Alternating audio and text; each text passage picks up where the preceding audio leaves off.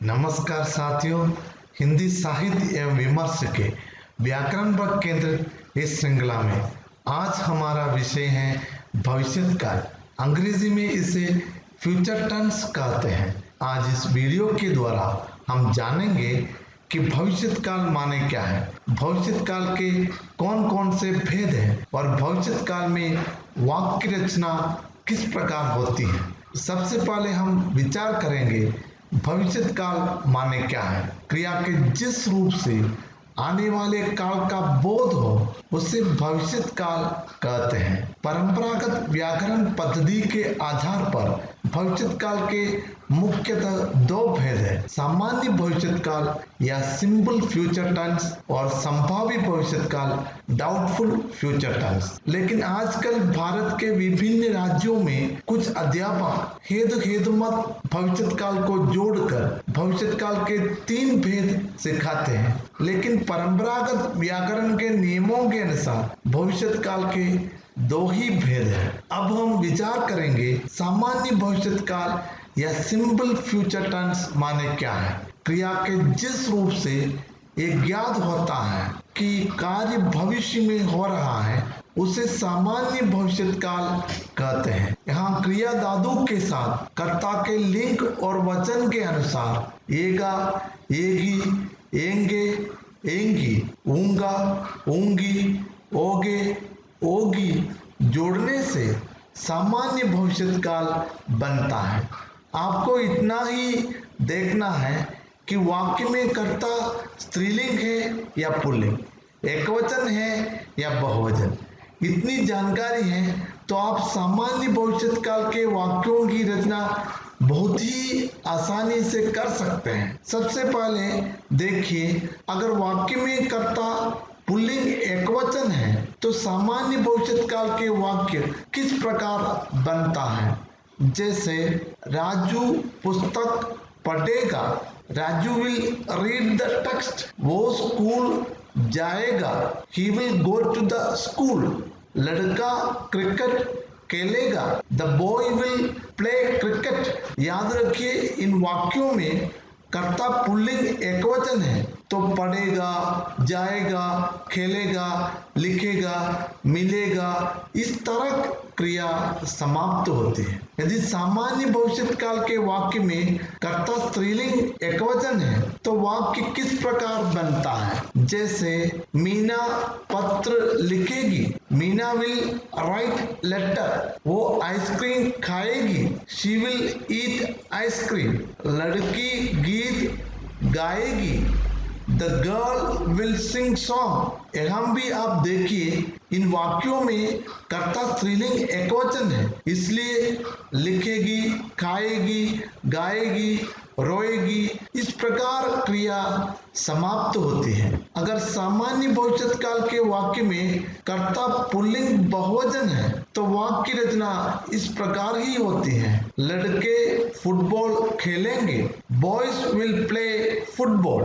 राजू और मोहन अस्पताल जाएंगे, Raju and Mohan will go to the hospital. हम खाना खाएंगे, वी विल ईट फूड। इन वाक्यों में कर्ता बहुवचन है, इसलिए मिलेंगे, करेंगे, बैठेंगे, लिखेंगे, इस तरह की क्रिया समाप्त होती है। अगर सामान्य भविष्यत काल के वाक्य में कर्ता स्त्रीलिंग बहुवचन है तो वाक्य होगा लड़कियां माला बनाएंगी, girls will make garland. Meera और जीना पुस्तक पढ़ेंगी, Meera and Jeena will read the text. हम गीत गाएंगी, वी विल सिंग सॉन्ग। उदाहरण देखिए, इन वाक्यों में कर्ता स्त्रीलिंग बहुवचन है, इसलिए मिलेंगी, करेंगी, लिखेंगी, नाचेंगी, इस प्रकार क्रिया की समाप्ति होती है। यदि वाक्य में प्रयुक्त में शब्द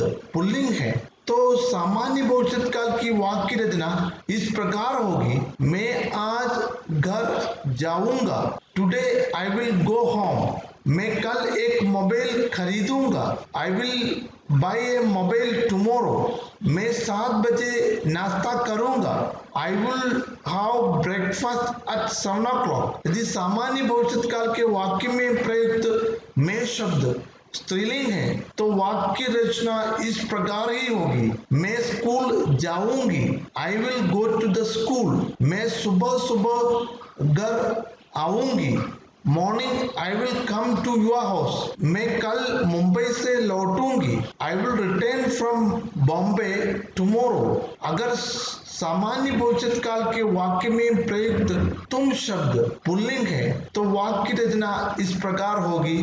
तुम बाजार जाओगे, will you go to the market. तुम पाठ पढ़ोगे, will you read the lesson.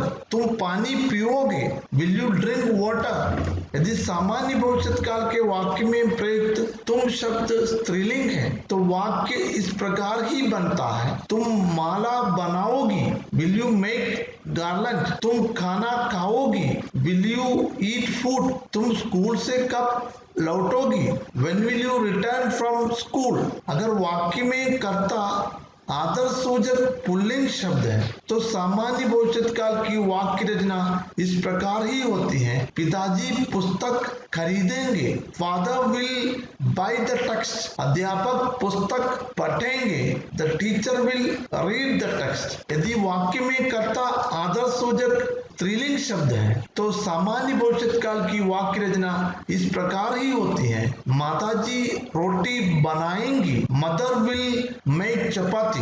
अध्यापिका सारांश लिखेंगी, the teacher will write the summary. इन सभी वाक्यों से पता चलता है कि क्रिया का कार्य भविष्य में ही हो रहा है। एक बार और याद रखिए, कर्ता के लिंग और वचन के अनुसार एगा, एगी, एंगे, एंगी, ऊंगा, ऊंगी, ओगे, ओगी जोड़ने से सामान्य भविष्य काल की वाक्यों की रचना होती है। अब हम विचार करेंगे संभावी भविष्य काल माने क्या है। क्रिया के जिस रूप से कार्य के भविष्य में होने की संभावना का बोध हो उसे संभावी भविष्य काल कहते हैं। यहाँ क्रिया की पूर्ति कब होगी ये हम नहीं बता सकते हैं, लेकिन संभावना है। संभाव्य भविष्य काल के वाक्यों को बनाने के लिए वाक्यों के साथ शायद, संभव आदि शब्दों को जोड़ा जाता है। संभाव्य भविष्य काल बनाने के लिए